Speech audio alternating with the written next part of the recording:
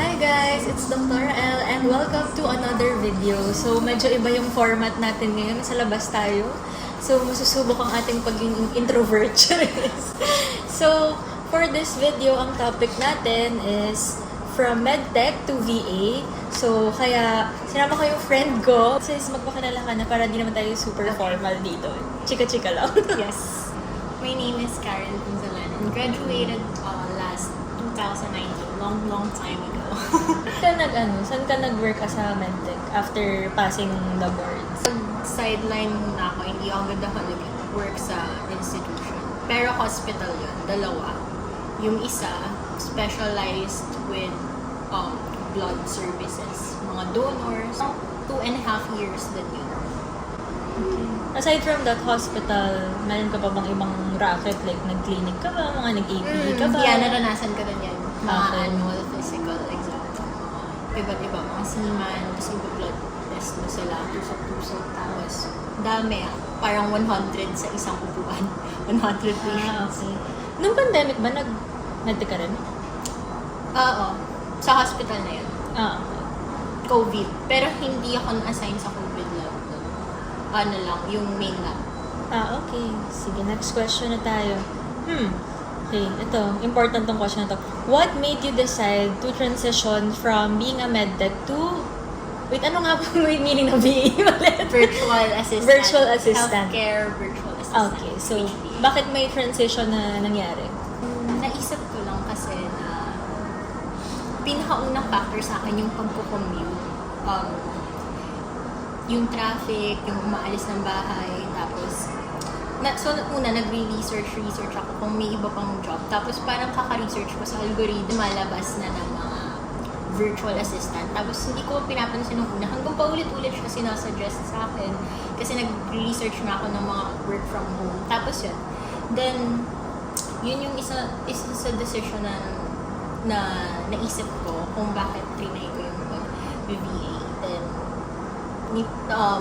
nagustuhan ko naman yung mga nung nag-research ako may mga nakita kong info regarding kung paano yung gawa, sa bahay ka lang talaga, tapos isolated ka sa remote lang, purely remote lang yung work. So, okay naman. Nung trinay ko, nagpasa ako ng requirements, doon nagsimula. Tapos, pero naman akong side hustle as a medtech, yung tagakuha ng dugo. So, hindi pa rin na siya nawala, purely. As in, until now, bukod sa VA ako, nakakapunta pa rin ako ng mga home services. Tapos, wherein, kukuha lang ako ng blood and after nun sa isang house, alis na. So, wala talaga like nag-recruit sa'yo, ganyan. So, nakita mo lang may mga ads or like job posting about being a VA. Tapos, gumawa ka na doon. Yes. Okay, sige. So, eto, next. What is the biggest challenge when making that switch? Kasi, sobrang full 180 yun from hospital, clinic setting, tapos biglang... Hindi ko alam kung ginagawa. Biggest challenge, hindi ako techie, so sobrang nahirapan ako. Pero yung boyfriend ko, nandun naman na siya, nauna na siya dun sa industry ng VA. So, as in, siya yung support ko. Lahat, tinatanong ko sa kanya. Then, nasa isang agency kami. Agency kasi yun, hindi kami direct client. May dalawa kasi yun, parang pwede kang either direct sa client, tapos pwede ka din agency. So, yung agency yun yung maghahanap ng client sa'yo. So, if ever inayawan ka na nung client na yun, pwede ka nilang hanapan kasi nasa under agency.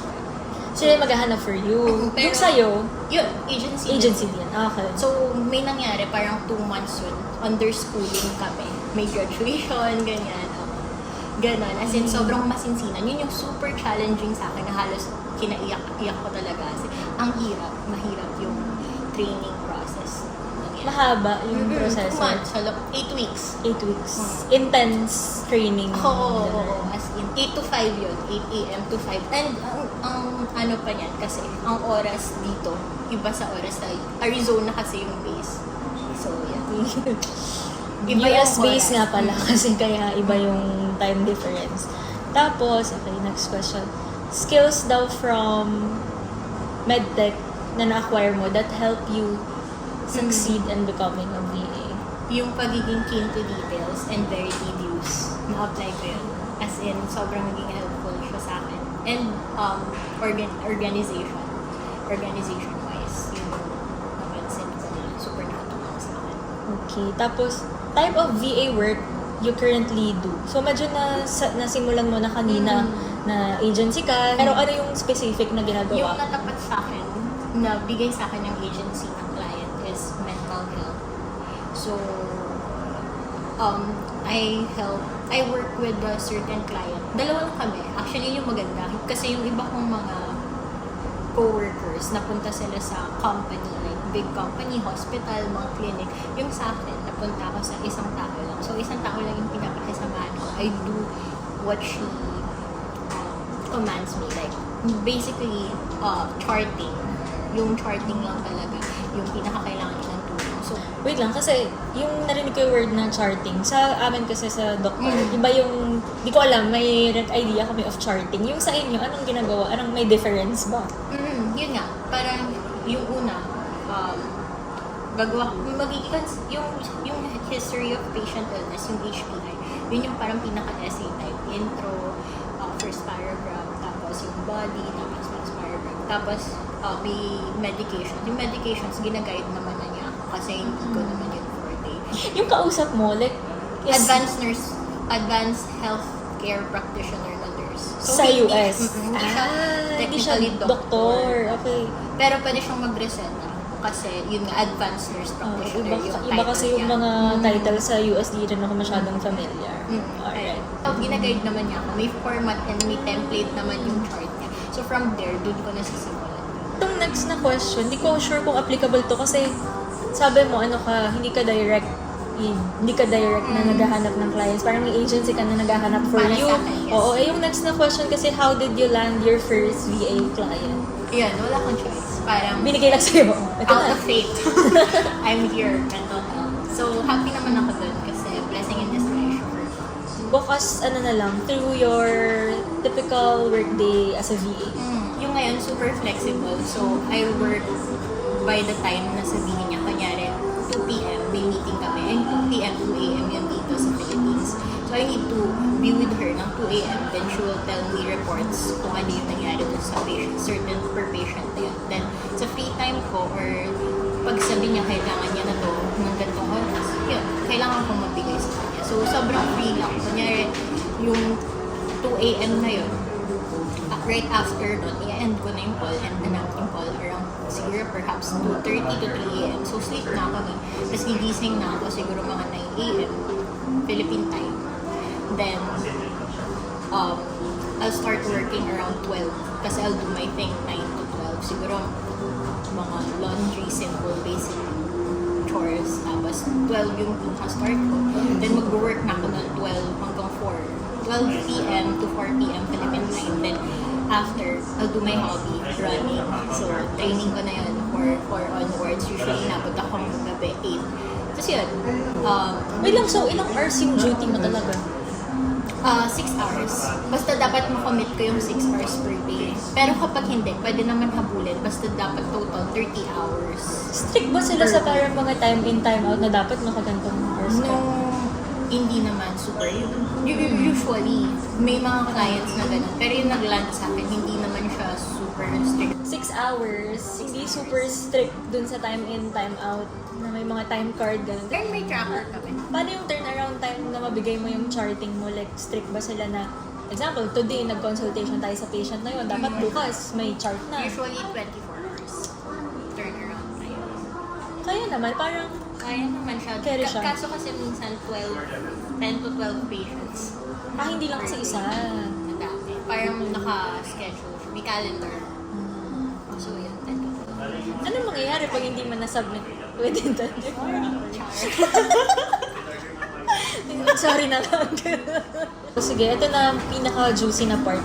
Part you enjoy the most. Ako na sasagot, sweldo. Charing. Kasi shinare niya na rin sa akin. Yes. Pero go, elaborate Disclose mo ko na ba lang. yan kung Di, wag mo magkano na per lang, wag mo hour? na lang i-disclose yung mga ganun-ganun. Pero sabihin mo na lang yung difference, no example, nung medtech ka. Times 10 ba nung, yoy, parang ganun. Ilang times Times nung, 3 daw. may coaching. Ganun na nangyayari. Hindi nga. Siguro, Hindi ko kasi alam sweldo mo ng medtech. oo. Times So, 2. Times 2 lang. Salary grade 21 ka ba? second to the last question, malapit na matapos.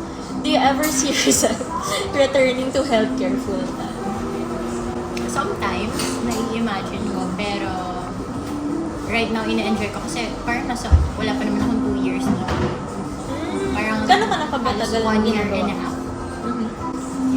Kaka Pero 1 din year siya ko sa na. 1 year and a half mo, isang company lang yan all throughout. Isa pa Loyal lang, siya. hindi pa naman nalipat sa'yo. Okay. So, loyalty award ka naman mo dyan. Yes. So, may ganun ba?